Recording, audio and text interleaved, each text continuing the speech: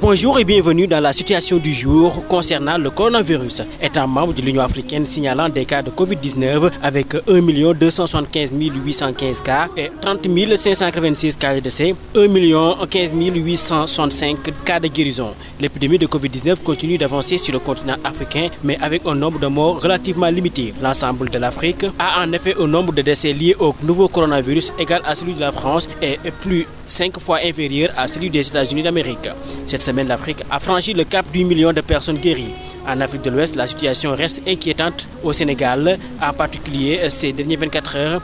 Sur 1313 tests réalisés, 67 sont revenus positifs au coronavirus, soit un taux de positivité de 5,10%. Au constat, le nombre de cas issus de la transmission communautaire repasse à la hausse avec 40 cas communautaires détectés, soit 18 à Dakar. 27 cas contacts ont été aussi identifiés. Aujourd'hui, 128 patients ont été testés négatifs et déclarés guéris, dont 39 graves sont pris en charge dans les services de réanimation. La barre des 26,5 millions d'infectés sur la planète a été franchie. 874 000 morts sont également recensés. La rentrée pousse les États touchés à agir au plus vite pour protéger leurs habitants. Le dernier bilan par pays du Covid-19, 26 548 024 de personnes ont été touchées par le virus depuis le mois de décembre. 874 442 individus en sont morts, ce qui représente une proportion de 3,29. Alors que les États-Unis et le Brésil sont toujours les deux pays les plus impactés dans le monde, l'Inde connaît une augmentation inquiétante des contaminations. Elle frôle les 4 millions de cas et 70 000 décès y sont à déplorer. En Europe, c'est la Russie avec 100 millions d'infectés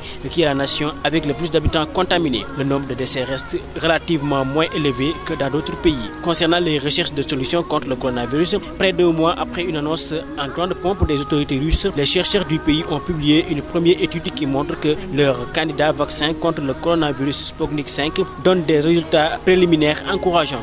Mais selon certains experts, ces résultats ne prouvent pas encore que le vaccin protège efficacement contre une infection par le nouveau coronavirus. Ce que devraient montrer des études de plus grande ampleur, souligne-t-il. Si on revient au Sénégal, les impactés de la pandémie sortent de leur cachette. Réunis au sein d'un collectif, les professionnels de la musique ont lancé une pétition et adressé une lettre ouverte au chef de l'État alerté sur la situation. À ce jour, le Sénégal compte 13 948 cas positifs, dont 9 851 guéris, 288 décès et 3 806 personnes encore sous traitement. Respectons les consignes. Chaque vie compte. Je reste chez moi, restez chez vous. Stop Corona. Stop Corona.